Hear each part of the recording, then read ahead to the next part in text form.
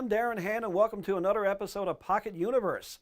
On today's show, we have Justin Hodder, writer, Carol Mullins, local director and producer, and a special guest, Mitchell Batman Marsh. Make sure to come back right after this. Now, we got to get you tidied up because your buddy is coming today, and you look like a mess, my friend. Here we go. That looks a little bit better.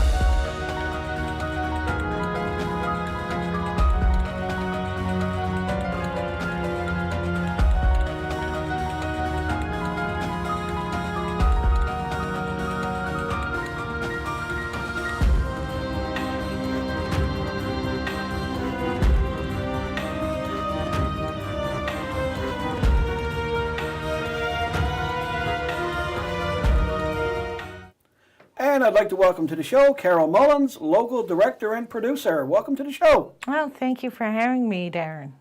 Tell me the name of your production company and what you do. So I run Phoenix Productions, and mostly we engage in 48-hour short film competitions. Okay. Now, for the folks that don't know, what is a 48-hour film competition and who puts them off?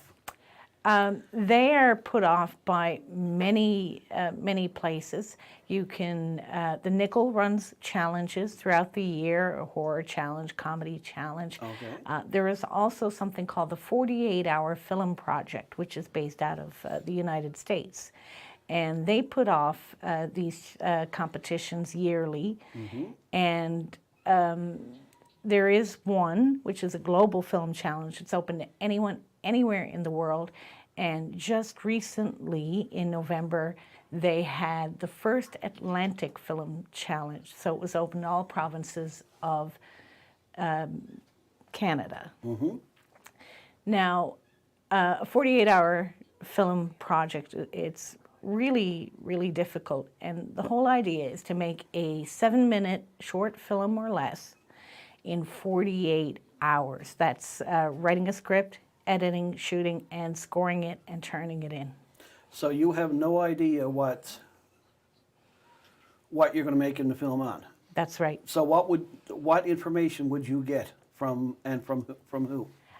Usually the competitions start on a Friday night. Okay. And run throughout a weekend. Yep. And at 7 p.m., usually I will get a randomly drawn genre, a line of dialogue that has to be in there, a character, and a prop that has to be featured somewhere in the film. And that's to protect the integrity so no one can do something beforehand. The only things you can do before you actually enter the competition is get your cast, your crew, and possible locations. Okay.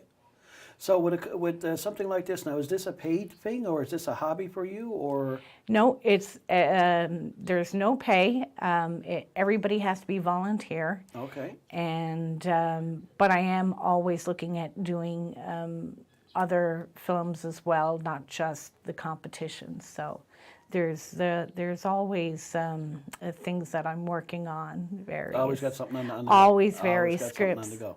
Now, with your crew and your cast, you said they're volunteer. How do you find them? I advertise on social media looking for anyone that might be interested, and I do that for cast, sometimes for crew, and always for locations. We reach out to a lot of local businesses and say, hey, would you be open to letting us film on that weekend in your place of business? Gotcha. Now, what kind of qualifications do like your cast need to have or your crew need to have? No qualifications at all. I take all comers. Go on. Anyone that wants to be involved is welcome to come and join us up for a weekend shoot. Absolutely. So if someone wants to see what the industry is like or wants to see what acting is like, they can contact you and say, listen, I want to give this a try, and you could use them. You may use them in your production. Yeah, absolutely. And I want to see people from 6 to 60 and everything in between. 6 to 60. I want everyone to become involved and to be inspired to do something. We've had people that have never acted before, and we've had people that do it all the time. All the time. And it's like anybody at all can come and apply for it, I guess. Yeah, absolutely. Apply to help out. So you say locations now. When you get something like a horror a challenge or a sci-fi or a mystery, how do you figure out like what location to use for it? It depends. We look at all the locations, and then we think about what can we do with that. Right. Okay. And so that's usually where it starts, because when it comes to doing a 48-hour film competition, you have to look at what you have, not what you don't have. Right. So if this starts and all I have is 2 guys, a goat, and a bar, then 2 guys, a goat, and a bar. That's a joke there somewhere. So if that's all I have, then that's what my story has to be done with. Right. You know, Yeah. So you got to sit down. You got the script, and Friday evening. So you'll get the rules come Friday evening. Yes. So you've got to write a script for a 7-minute film. The cast has to learn their lines. Yep. You'll have to get the equipment. You have to get a crew. You have to shoot it. You have to edit it, and have it turned in by what time on Sunday? Usually 7 p.m. on Sunday. 7 p.m. on Sunday. Finished product, 7 minutes. Finished product. So how much sleep do you usually get? None. I was going to say. It's a sleepless weekend, and we always joke that sleep is for the weak, because you get more sleep the rest of the week after it's all done, because you're not sleeping that weekend. Have we had any nominations? We have, actually. When I competed in Halifax, we took home Best Film and Best Special Effects. Oh, congratulations. And here in Newfoundland in 2020, our short film, No Comment, took home Best Film and Best Directed, and that was the global competition out of over 150 teams Oh, that's submitted. great. That is excellent. Yeah, and the Atlantic Film, we got Best Writing. Oh, that's great. So we're really want to showcase local people, local talent, and get them to have that little bit of a thrill of saying they did a movie. And that's great too, because you take people that just come, well, I say off the street, people that, I guess a lot of people you might not even know, and make them into actors or turn them into crew. And, Absolutely, and yeah. then give them a little taste of the industry. Yeah, if somebody wants to just come out and say, hey, you know what, I always wanted to be on set, I want to learn something. Here, you know, you can hold the clapper. Here, you can hold the boom pole. Gotcha. We'll teach you what you need to know. So again, what's the name of your production company? Phoenix Productions. And where can people contact you and find you? I am on Instagram and on Facebook as well, Phoenix Productions. Excellent. Well, I want to thank you for coming on the show today. And if you want to check out Phoenix Productions, you can find them on Facebook. And we'll be right back after this.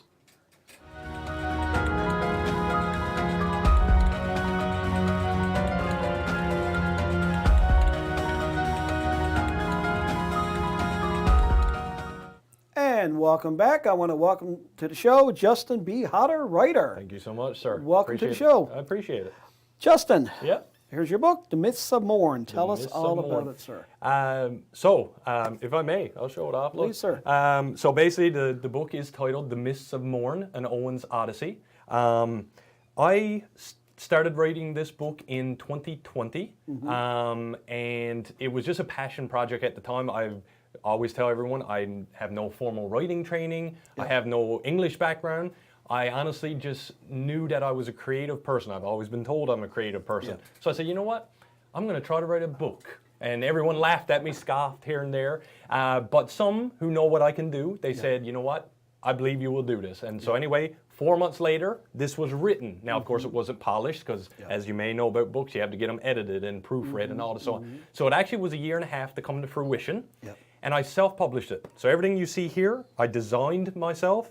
I came up with the back, the color scheme, the images, every placement, every font. I actually spent an hour going through 2,000 fonts to pick the exact one I wanted to suit the book. And I had a friend up in Ottawa who's a graphic designer that put all my ideas together, and he's the one who grafted everything you see. Nice.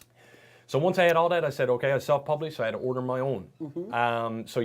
Last year, I started selling these in April, and right out the gate, the response back was crazy good. I think I've had 99.99% good feedback, which was crazy. And in the time, I'm happy to report I printed 1,080 copies. And in a 7-month span, over about 43 selling days, because I'd sell them privately at markets and stuff like that, Sure. I sold out completely. Congratulations. And yep, it was very surreal, and tears were shed behind the scenes. But Good. It was, you know, you see something that you desired to do come to fruition, and to see people be so responsive to it. I've had messages from strangers all over the island and all over Canada. I won't say the world because I've sold some up in Alberta and all this stuff. And every time I get a message that comes in on my Justin B. Hodder messages, I get giddy every time, which is the whole point. So that's why I do what I do. How do you feel when, like, a friend buys the book? Oh, Justin, great job. Yeah. But a complete stranger in Alberta, Yep. somewhere else, Yep. bought the book, writes you back, Yep. gives you a compliment. How does that feel? That's what I did it for. You know what I mean? Not for the compliments, of course, No. but just to see if I could do what I thought I could do. Right. I'm from a very small community here in Newfoundland called Stoneville. It's towards Fogo Island, out in Central. And, you know, all due respect to everyone that lives there, of course, you know, you don't see many people come out writing books, doing, you know, social media, the YouTube stuff, and all the genre of stuff that I'm into personally. Yep. And to see that I made it, so to speak, was pretty cool. There are some other authors from there as well, but I felt like I had something unique to offer, and this came to fruition, so I was quite happy about that. Excellent. Yeah. Now, without giving away too much of the story, Yep. give us a basis. So the biggest question I'm always asked Yep. is this book about Newfoundland? Okay. And I always tell people, Yep. you have to read it to find out. Oh, okay. but I do tell a lot of readers up front, because a lot of our market, I call it, Yep. are into Newfoundland books. Right. But this one does not take place in Newfoundland. It actually starts in New York. And Okay. from there, people often ask about the setting. My main character actually travels a lot to different locations all over the world, seeking out an artifact, which is this item right here on the back, and I won't say what that item is, Sure, yep. but that's what she's after. For anyone who may be tuning in that are into this, a lot of my readers compare it to Tomb Raider, like Lara Croft. Okay. They compare it to a modern day female Indiana Jones, because the book is based in 2019, so there is cell phones and, you know, Sure. technology and all that stuff. So that made me feel really good, because when I did start writing it, I did find it was based on, you know, I'm a big Tomb Raider fan, big Lara Croft fan, so that was like my inspiration. Right. But to see that people were like, it's like a modern day female Indiana Jones, that's something that never crossed my mind. That's right, So to hear that was like, okay, so you are getting my story, Yeah. and I see how you're relating it to that. So that was pretty fun. And from there, it's just it's not a fantasy or anything. It is just a fiction. I would say 85% of the story is, you know, it's based in real world and everything like that, Sure. and it is very grounded. Yeah. There are some elements later when you read it. There's a mysticism, I could like to say, Okay. about it, but I'll leave that to the readers to find out. Yeah. But one thing I don't show many people, but because I have the opportunity, I will, and Yeah. maybe someone will be enlightened, maybe someone who's read the book don't even know this yet, Yeah. is the way I designed the cover. Even though it isn't based here, I wanted to pay some homage to our lovely province. And if you take the cover and you turn it landscape, it is the Newfoundland flag. I don't know if you can kind of pick that out there. Oh my God, Right? I get You it. see that? Here, Yeah, here, that's and yes. it's hard. You definitely won't pick it up on camera, but there's actually a part of the story is there are some warriors, I'll call them for lack of a better term, Sure. with red body paint, and they Yep. are all over these mountains and stuff. And it actually is supposed to make the red triangles, but you can't really see it from so far away. You have No, to have it I in your can hands I can and feel see it. Yep, So get it in your hands, and then you will be able to see that. that's excellent. Yeah. So that was again from creativity that I just That's come up nice. with that. I've yeah. never seen that So, before. That's so yeah. cool. So Now, you mentioned your character is female and you like Yep. Laura Croft. Yep. Was that because did you write it as a female character, or did the character develop, like you just start writing the story and not know it's going to be a female, or did you have a female character in mind? Nope, I knew right away I was going to be writing a female, which Okay, yeah. I knew was going to be challenging. Yep. For anyone who is familiar with the writing world, there is often talk of men writing women, and you have to do it tastefully. Sure, yes. And that is one reason why my editor was female, is I Okay. wanted to make sure that someone would catch any impartial portrayal of a female that I may have subconsciously did from experience or something, you know what I Yep, mean? that's right. And I was happy I did it, but all my readers have told me, except for like one maybe, that my writing of the female was tastefully. If there's any, adult scenery or anything like that, it was Sure. handled tastefully. And Darren, one thing that you got to give props to women is they are survivors, and they can go through a lot more pain Yep. than men can. Oh my God, that is yes. statistic. Yeah, that's true. So I knew that in this is a very gritty, very action-based novel. Okay. And I knew that my main character was going to go through some very hardships. So I wanted to make sure that I could conceivably create a character that would survive all that and overcome all of her. That is excellent. Yeah. So Justin, where can someone pick up your book to? Funny story. Well, right now you can find me at local markets here in the St. John's area. I do often visit anyone that I can get to that I think my audience would enjoy, or their audience, sorry, would enjoy the book that I have. Yep. It will be in any local bookstore here on the island. It is sparsely presented in some bookstores or general stores, if you were, gas stations, for example, across the island, whoever I could make a relationship with to carry the book. As I said, I'm self-published, so it is a little harder in those terms. But basically, yeah, hit me up on social media. I mean, I have Facebook, Instagram, any of those links, you send me a message and I'll get one of these in your hands. That is not a problem. Sounds great. Well, thank you for coming on the show No, I today, appreciate sir. it. Thank you so much. Thank you. And if I may, I was going to let you keep one. Oh, if thank that's okay. you. I would love that. And you let me know what you think. I'd look forward to reading it. No, I appreciate it. We'll be right back after this. If you would like to reach us, send us an email at darren.pocketuniverse@gmail.com. Darren, you should try this Batman comic. I'm not a big fan of Batman, really. I mean, you don't like Batman. I'm not a big fan of Batman. It's okay. I'm not a fan of you. Holy cow! It's Batman! And I want to welcome a very special guest to the show, Mitchell Batman Marsh. Welcome to the show, Batman. How you doing? Good, sir. I love this costume. It's amazing. You make it? No. Okay. Yeah, so I kind of get on this. This was made by UD Replicas. Okay. It's a company. They're actually based in Toronto. Yep. And I was kind of looking for something that I wanted a bit more armored based because I could always build something. Sure. Like you can make out of foam or everything like that. But I wanted something that had that real rugged, armored look. I wanted to bring something that was more realistic. Yep. So I found this company. They do make a variety of suits. I have ones also made myself. So I got this one back in 2014 or 15, around there. Yep.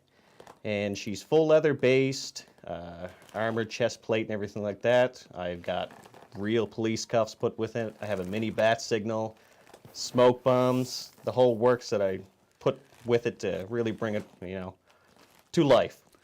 Like it looks 100% real. Now you say armor, actual armor? It I mean, won't- I mean, like it's firm. It's not like a Oh, yeah. a soft leather or nothing. It's No. it's very intimidating. I gotta say. Yeah, it's a very hard chest plate and everything. It could definitely take a punch. It will not stop a bullet.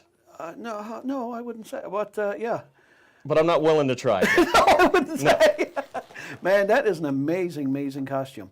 So, what other costumes do you have now besides this one? You mentioned your other ones. Yeah, besides Batman, I am working on a few more. I have a Batman Beyond that I have built and has LED chest that lights up and Right. everything like that. Yeah. And I actually built half the costume, the other half that I've had made with pieces, like I always want the realism. Right. Yeah. So I always try to get pieces that I could add to it to make it real as I could get it. Right, Because I yeah. want people to look at that and go, that's straight from the movie. Yeah. And I have a lot of horror, so I'm a Okay. big horror fan too. A lot of people think just because you love comics and stuff Yeah, like that. that's right. And I have a huge collection of silicone and Mm-hmm. really creepy masks from either horror movies, Freddy Krueger, stuff like that. Okay. Yeah. So I'm big on that, and I've always been big on cosplay, but I'm big on makeup and, Right. and everything like that. I just want to. I always continues to learn to make things realistic. So there are companies out there that. So like you said, you bought this one. There are companies out there, but you also make your own stuff besides that. Yeah. All right. So why do we do this? Mostly, I do this for charities. Okay. Yeah, that's my main reason I kind of got into it. Just the embodiment of it. Yep. Like I remember watching the 1989 Batman. Like as a kid, I did watch the '69 TV show. Sure. But the '89 Batman film did it for me when I was a kid. I watched that and I was in such awe that Yeah. you know, even though he has so, you know, a lot of money, I'm like, I'm never going to obtain that much money as Bruce Wayne. No, that's right. But it was the fact that you could look at a normal man Yep. training himself Yes. to become a superhero, and he never needed superpowers, and that's what I think you appreciated most about Batman. Yeah. Yeah.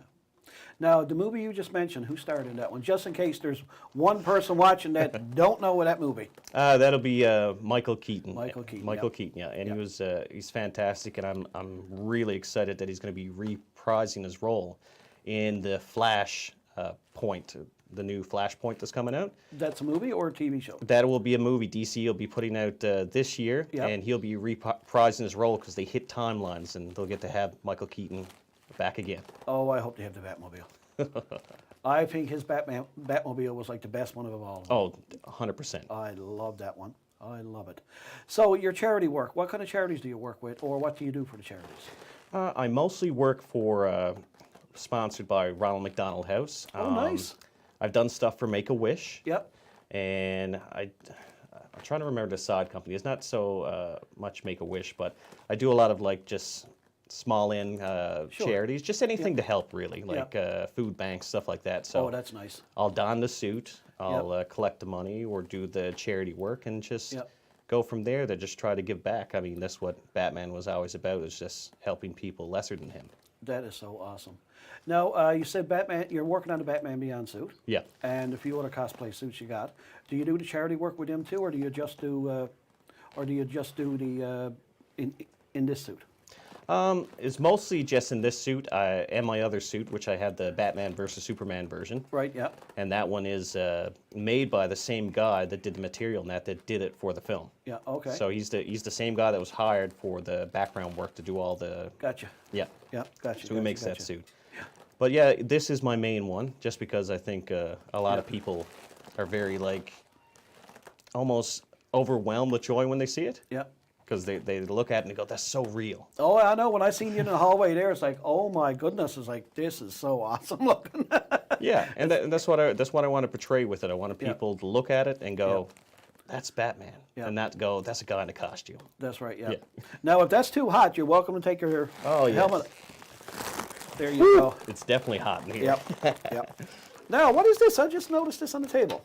This is his. That is the Batarang. It's a replica one that I wanted to get. I got the metal ones. Right on. Yeah. I got many different variations. I even carved one out of straight plexiglass that's clear and it lights up for my Batman Beyond. I worked on that's that one. neat. Yeah, That that is- one's fun.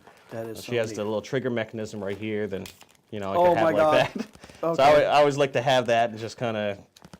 When kids are around, they like to play with it. I'll Yep. be like, here you go, and you could go ahead and press the button. I know. I'm here doing an interview in a comic book shop, and I'm talking to Batman. And I was like, I want to touch this, and I want to play with it. Yeah. How did you do that? So there's a little trigger button right here. You just pull down. You put your finger on, you pull down, and she'll open up.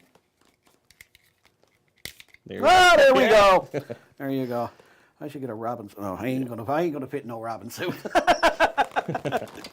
So, sir, like I said, that is very intimidating, but I love it. It's like you amplify like Batman, like you even got the attitude, the whole thing when you got the cowl or cap on. What do we call Yeah, it? it's a cowl. It's a cowl. I think it just mostly accents my chin. That's what Yep. you got the same thing. So you got the little- dimple. Yeah, the the women little- like that. So when I Oh, put do it, they? yeah, Okay, when I yeah. put that on, a lot of the times my wife is around and she's very like jealous about it because the women are like, Oh, I, okay. I like that chin, and I'm like, Oh. well, yeah. All right, Mitchell. So, how can someone get hold of you if they want to reach you? Usually, if they're looking through Facebook, because we have got a lot of people still Facebook users, Newfoundland Batman. Okay. And usually my big platform right now I've been using is TikTok. So infamous _ Mitch. Yep. Okay. And you could see everything of all the cosplays and prosthetics and everything that I do there. That is excellent. Well, thank you for coming on the show today, sir. Thank you very much. And we'll be right back after this.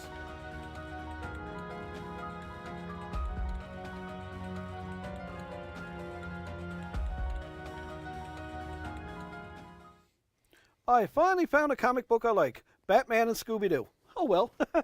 I want to thank everybody for being on the show today, and we'll see you same bat time, same bat channel next time.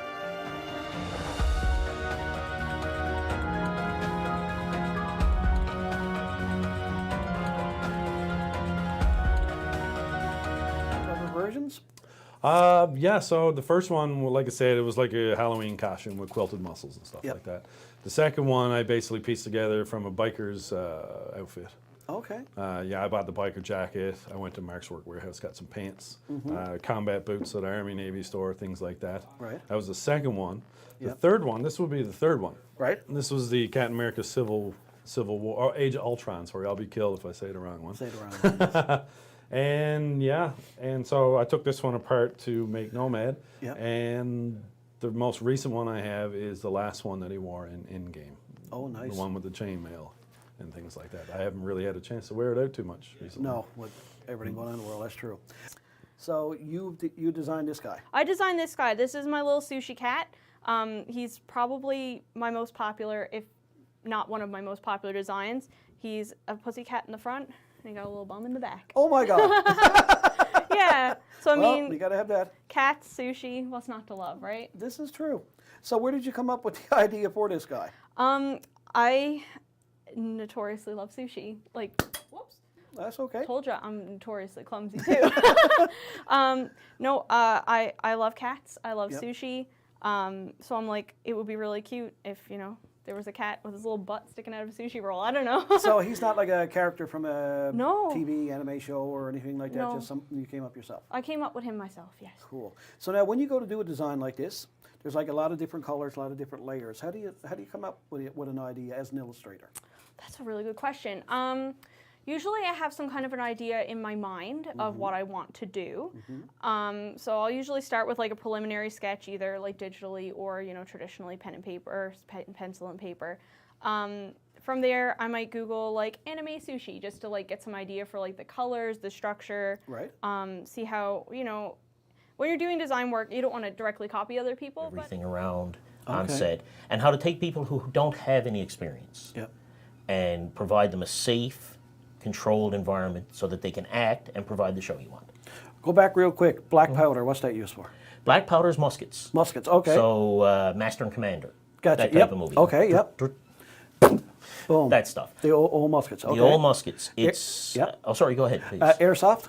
Airsoft are basically replica guns Yep.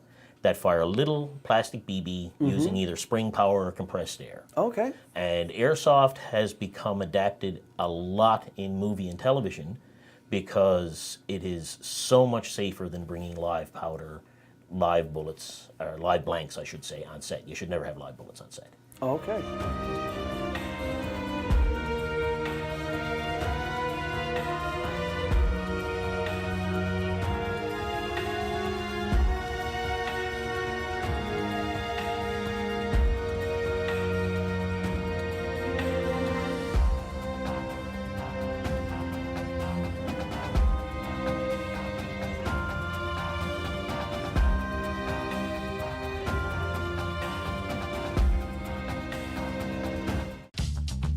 This program is brought to you by